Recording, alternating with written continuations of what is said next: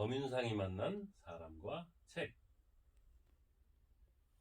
전 세계가 코로나 팬데믹으로 힘겨운 나날들을 보내고 있습니다. 우리도 예외는 아니죠. 마스크가 일상이 된 지는 오래되었고 그리운 사람들을 만나기도 힘듭니다. 그러나 우리는 이 지독한 전염병에 지지 않을 겁니다. 언제나처럼 반드시 이겨낼 겁니다. 세상이 위기에 처하면 사람들은 운명에 대해 생각하기 마련인데요. 요즘 같은 위기의 시대에 동양의 고전이자 운명학의 대명사인 주역이 다시 떠오르고 있습니다. 오늘 어민상이 만난 사람과 책에서는 새로 쓰는 주역 강의를 쓴 서대원 작가를 만나 위기의 시간에 우리는 어떻게 해야 하는지에 대해서 들어보는 시간을 가져보겠습니다. Fly to the Sky의 Destiny 들려드리고 다시 돌아오겠습니다.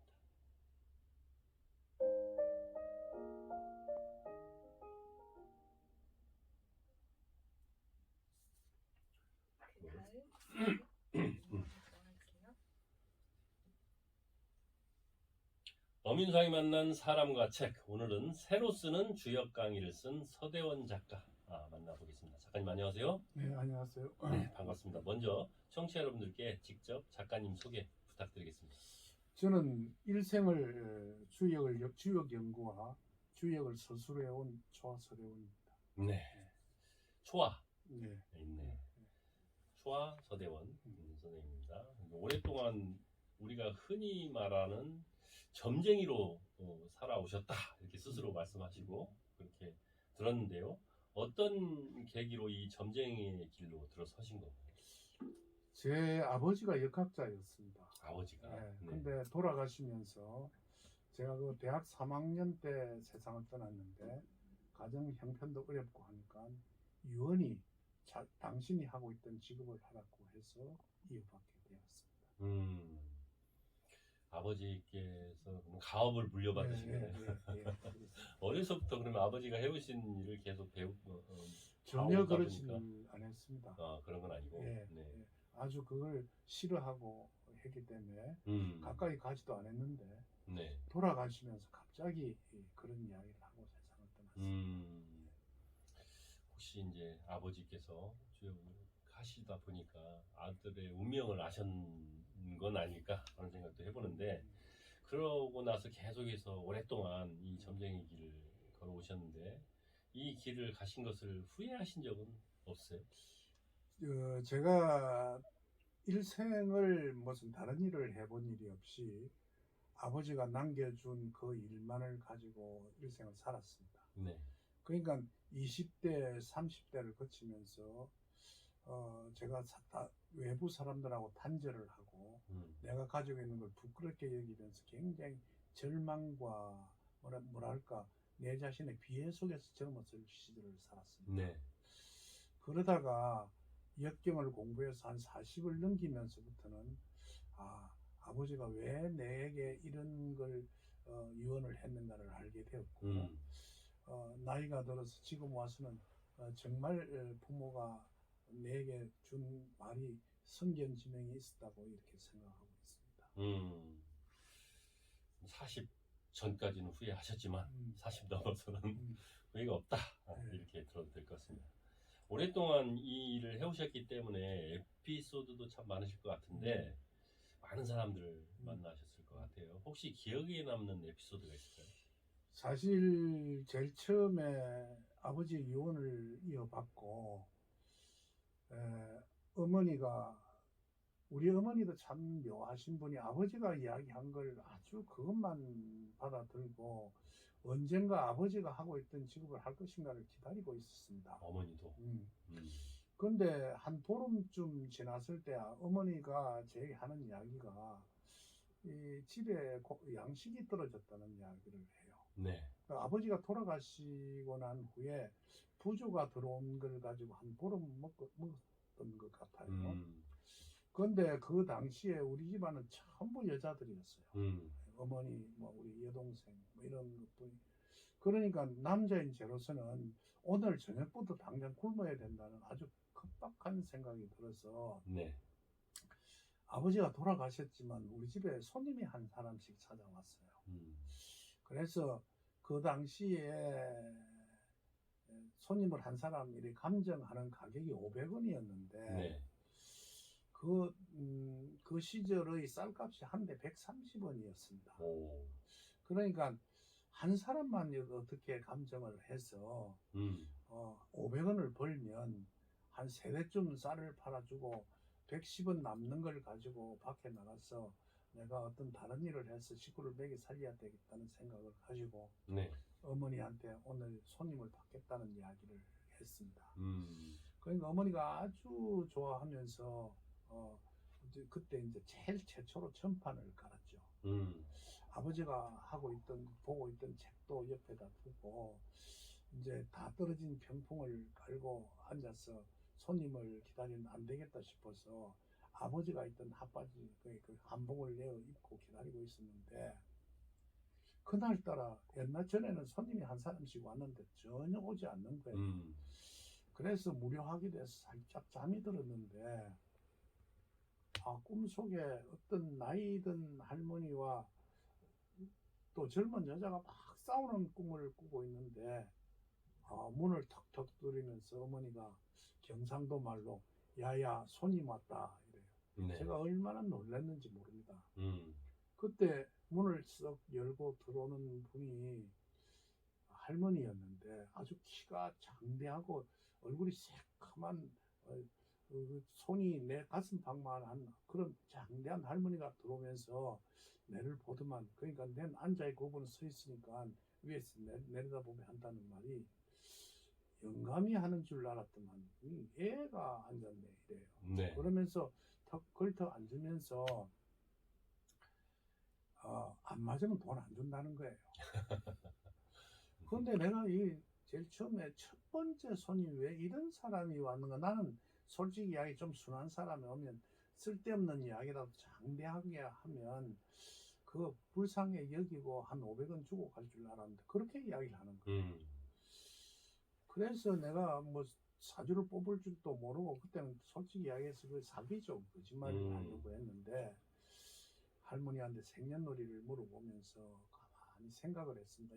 내가 무슨 이야기를 제일 처음에 끄집어내야 할까 이랬는데 조금 전에 꿈 생각이 나는 거예요. 그래서 할머니 오늘 며느리하고 대판 싸우고 나오지 않았습니까? 혹시 다투고 안 나왔습니까? 하니까 할머니가 싱긋이 웃으면서 무릎을 딱 치면서 내가 오늘 7군데째 이런 걸 보러 다녔는데 첫마디에 그걸 아는 사람은 자네뿐이라.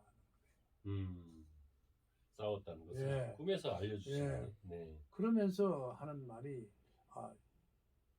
젊은이 여러분 이제 그때는 말을 다르게 어이 도사 양반 내가 그년하고 살아야 하나 말아야 하나 이렇게 물어보더라고요. 그래서 나는 내가 한 500원은 벌었구나. 이제 적당히 좋게 이야기해서 돌려보내면 되겠다 생각해서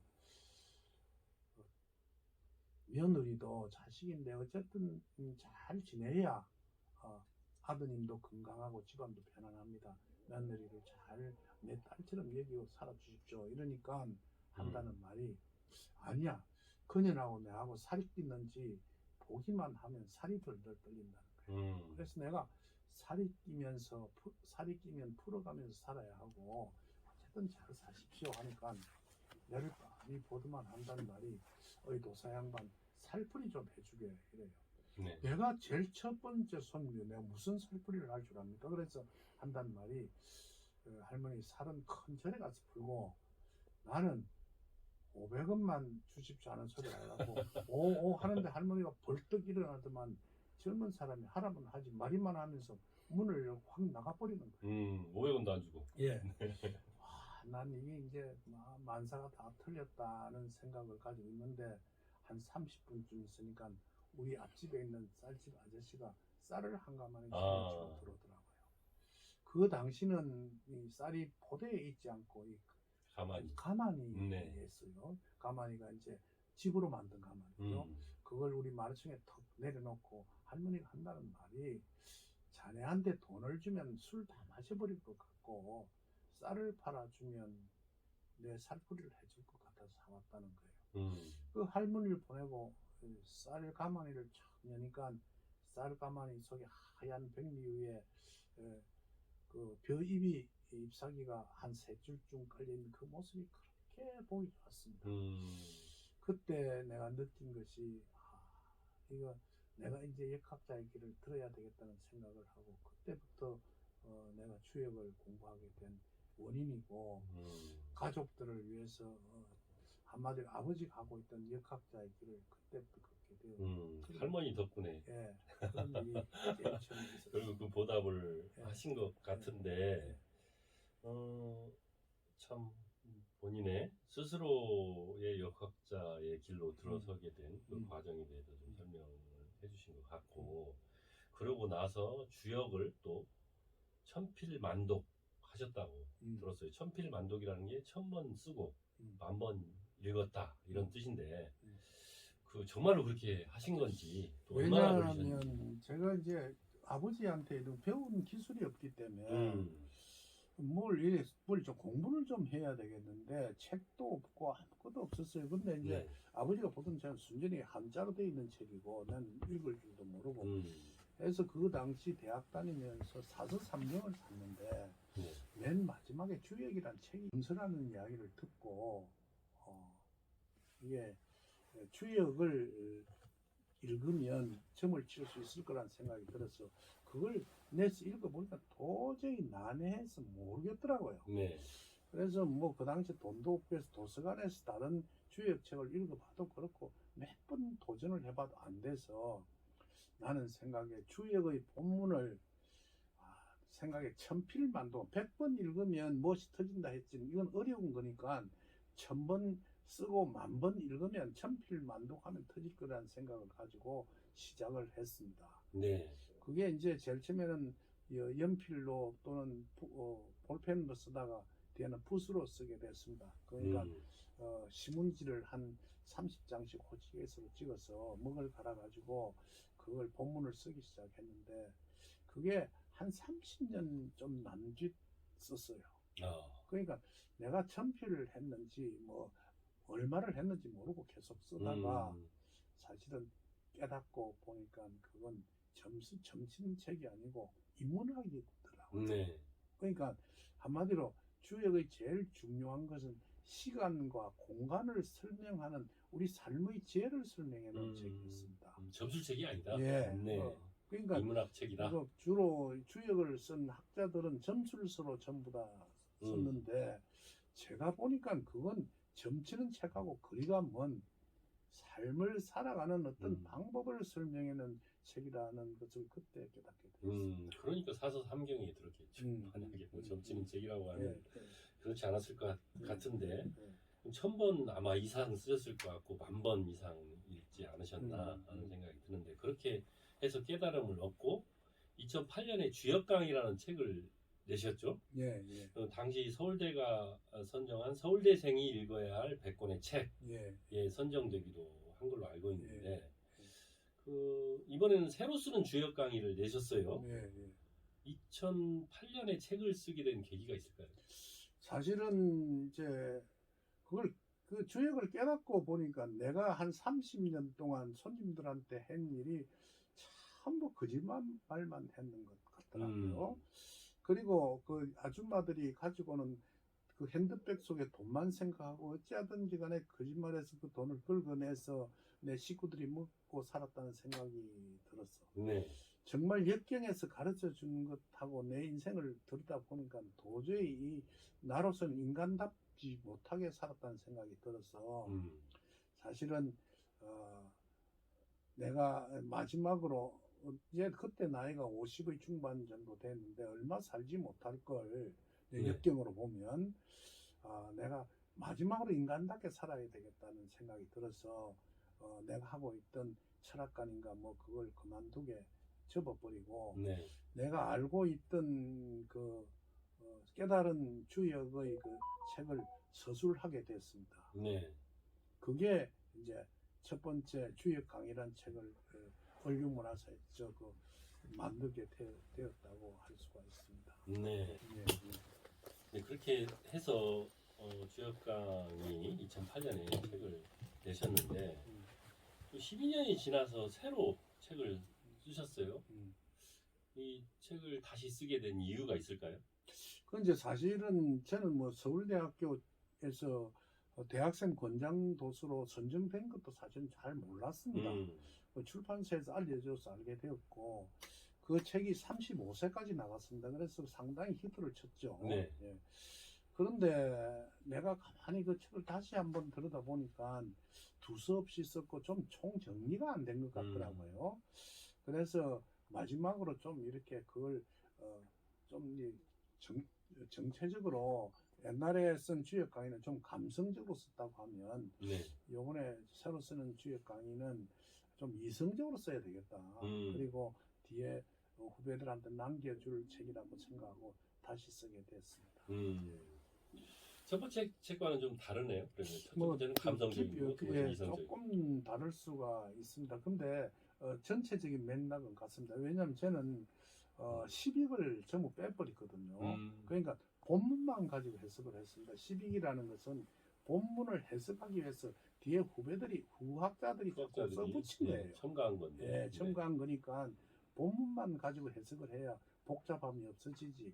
그 뒤에 있는 시빅을 붙여놓으면 복잡해서 사람들이 이해하기가 힘들 것이라 생각해서 그렇게 만들었습니다. 네.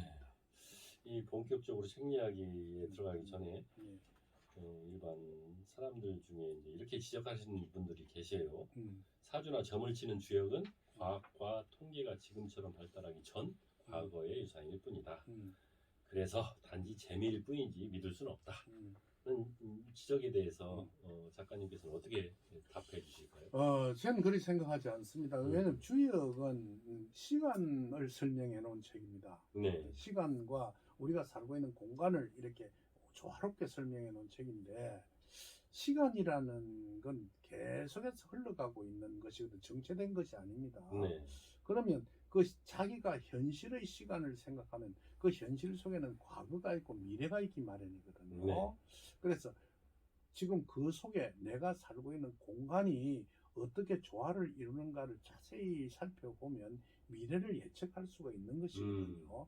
그걸 가지고 미래를 예측하고 나아가는 바를 지혜롭게 하는 것이 주역이기 때문에 충분히 이 통계가 아니고 좀 이렇게 논리적으로 네. 한 날을 미래를 볼 수 있는 것이 주역이라고 생각을 합니다. 충분히 주역도 논리적인 학문이다. 네. 알겠습니다. 여기서 노래 한 곡 듣고 가보겠습니다. 우리 작가님께서 추천해 주실 것 같은데 어떤 노래 혹시 준비해 보셨나요? All for the Love of Gir이라는 건데, 그건 내가 이제 월남을 파병에 갈 때 배 안에서 내 같은 동료가 그걸 원문을 이렇게 써주면서 가르쳐줘 부르도록. 그럼 이제 월남을 한 일주일 동안 가니까 그걸 배운 음악이었습니다. 그러니까 지금부터 굉장히 오래된 약 한 50년 된 음악입니다. 듣고 싶어서 신청을 했습니다. 자니 호튼? 예. 네. All for the Love of a Gir을 추천해 주셨는데 우리 청취자 여러분들도 50년 전에 나온 노래 우리 서대원 작가가 추천해 주신 곡입니다. 함께 듣겠습니다. 자니 호튼의 All for the Love of a Girl.